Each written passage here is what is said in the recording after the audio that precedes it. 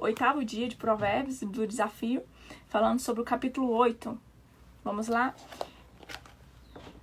Acaso a sabedoria não clama e não ergue o entendimento à sua voz? Ela se posta no topo dos lugares altos, pelo caminho dos lugares das veredas. Ela clama nos portões, à entrada da cidade, ao chegar às portas. A vós, ó homens, eu clamo, e a minha voz e aos filhos dos homens. Ó simples, entendei a sabedoria, e vós, tolos, sede de coração compreensivo. Ouve, porque eu falarei de coisas excelentes, e o abrir dos meus lábios será para as coisas certas. Porque a minha boca falará a verdade, e os meus lábios abominam a perversidade. São justas todas as palavras da minha boca, não há nela nada de mal ou perverso. Todas elas são claras para aquele que entende e certas para aquele que encontra o conhecimento. Recebei a minha instrução, e não a prata, e o conhecimento mais do que o ouro fino escolhido. Porque melhor é a sabedoria do que os rubis, e todas as coisas que se podem desejar não se comparam a ela. Eu quero lembrar aqui que muitos usam o livro de Provérbios para poder falar sobre sabedoria humana, como se isso aqui fosse só uma aplicação terrena, como se a sabedoria que está falando aqui fosse só o entendimento, que é a ação, né? Eu já ouvi muito essa frase, a sabedoria é agir.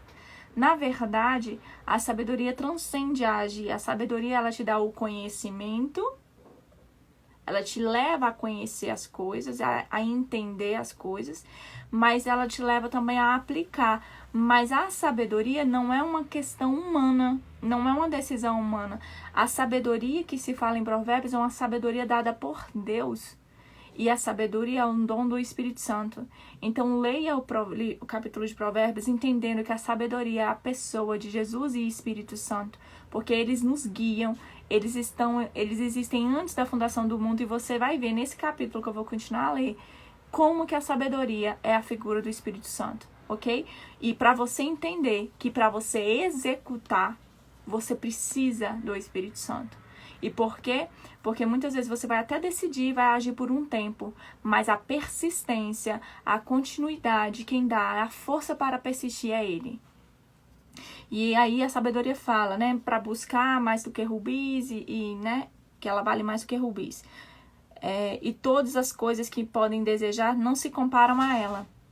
Eu, a sabedoria, habito com a prudência e ajo o conhecimento das invenções espirituosas. E acho o conhecimento das invenções espirituosas. Que aí você pode falar que é o conhecimento de Deus. E se você for lá em Coríntios 2, 9 e 10, você vai ver. 1 Coríntios 2, 9 e 10, você vai ver que o Espírito Santo te revela todas as coisas a nível do conhecimento de Deus.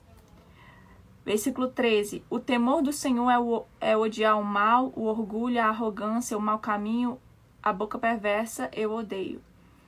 Lembrando que o orgulho é interno, não necessariamente o manifesta em ações.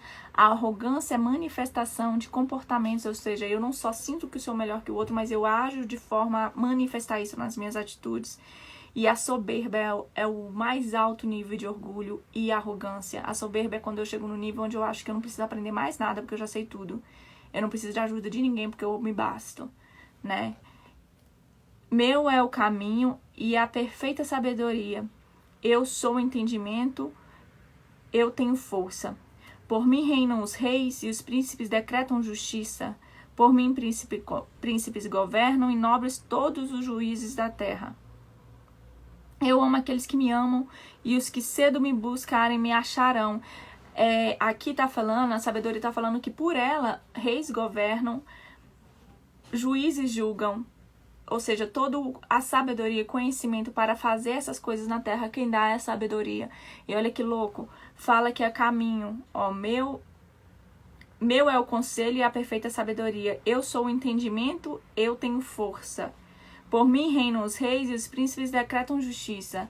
Ou seja, até para que você realize as coisas terrenas, você precisa do Espírito Santo. Você precisa da unção dele, você precisa do direcionamento dele. Por isso que Jesus fala que o Pai enviará outro Consolador para vos ensinar todas as coisas, e quem ensina é o Espírito Santo. a como a gente agir, como a gente caminhar, como a gente viver na terra. É Ele que nos ensina, nos direciona, nos incomoda, nos constrange a fazer a vontade do Pai. Quando fala aqui, ó, eu amo aqueles que me amam e os que cedo me buscarem me acharão, alguns entendem que é cedo só de madrugada, né? Cedinho de manhã. Na verdade, é aqueles que buscam ela em primeiro lugar. Ou seja, a minha vida é buscar a presença do Espírito Santo. A minha vida, eu trabalho, eu faço tudo, mas a intenção do meu coração é buscar o entendimento, é tomar decisões a partir do que Ele me direciona. Ou seja, aquele que cedo me buscam, aqueles que rapidamente me botam como prioridade, aquele que busca o reino primeiro, aquele que cedo me acharão. Ou seja, quanto mais rápido você se empenhar a se alinhar o seu espírito ao Espírito Santo, e quanto mais rápido você tomar atitudes para você se ligar com o Pai, mais cedo você achará a sabedoria divina. Porque a sabedoria divina é um dom do Espírito Santo que a Bíblia fala que é só você pedir que Deus te dá. Mas quando você pede, você está na busca por aquilo, né? Então é buscar rapidamente, buscar cedo, ou seja, seja mais rápido em buscá-lo. Riquezas e honra estão comigo, sim, riquezas duráveis e justiça. Meu fruto é melhor do que o ouro, sim, do que o ouro refinado, e o meu rendimento mais do que a prata escolhida.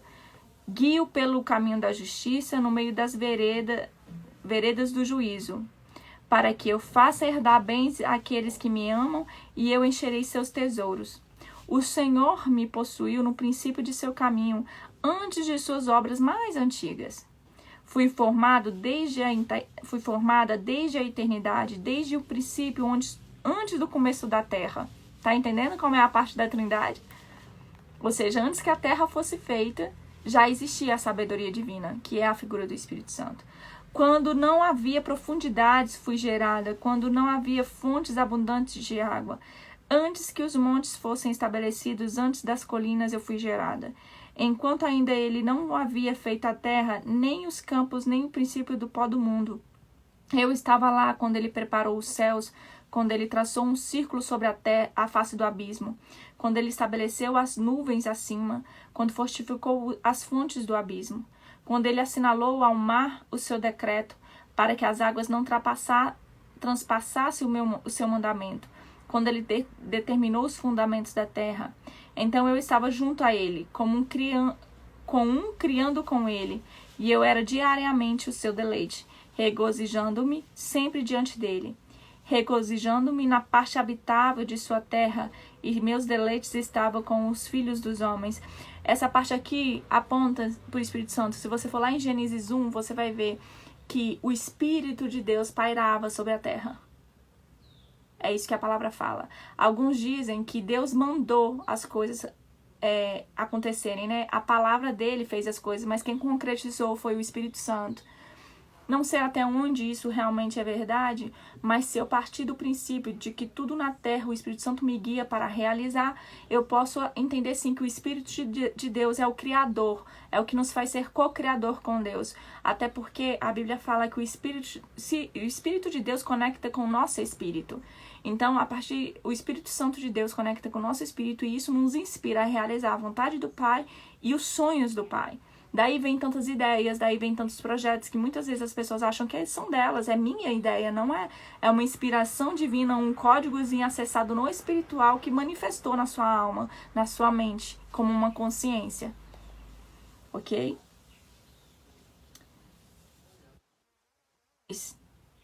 Ó filhos, ouve-me, porque abençoados são aqueles que guardam os meus caminhos. Ouve a instrução e sede sábios, não a rejeiteis. Abençoado é o homem que me ouve, vigiando diariamente aos meus portões, esperando as ombreiras das minhas portas, porque o que me encontrará a vida e obterá o favor do Senhor. Mas aquele que pecar contra mim arruinará a própria alma. Todos aqueles que me odeiam amam a morte. E é muito interessante isso aqui, porque tem um versículo que fala assim, não entristeçais o Espírito Santo. Então, ou seja, quem opera na nossa vida é o Espírito Santo. Ele nos constrange, ele nos guia, ele nos ajuda. E por que também está certo falar que a figura da sabedoria também é a pessoa de Jesus? Porque se você observar, em alguns pontos também se alinha ao propósito de Jesus. E na verdade, os três são um só. né? Mas cada um tem uma função. Então, para algumas coisas, Jesus se manifesta na sabedoria, em outros, o Espírito Santo. Mas na maior parte, a sabedoria está ligada ao papel do Espírito Santo na nossa vida. Então, busque a presença, hospede a presença. Por isso que nós somos templo do Espírito Santo. Entende? É Ele que habita na gente, é Ele que opera em nós. Mas se você não consegue essa conexão ainda com o Espírito Santo, busque cedo, rapidamente, com pressa, para que você saiba qual é a boa vontade de Deus para sua vida e como agir em direção a ela, sem se distrair com a mulher estrangeira, sem se distrair com as tentações, com as oportunidades desta vida, que por mais que pareçam legais, muitas vezes o caminho vai ser a morte, vai ser o fracasso da sua empresa, vai ser a destruição do seu lar, vai ser uma oportunidade que vai te afastar de Deus, vai quebrar sua conexão. Então fique atento à sabedoria que está batendo à sua porta para poder entrar, ok?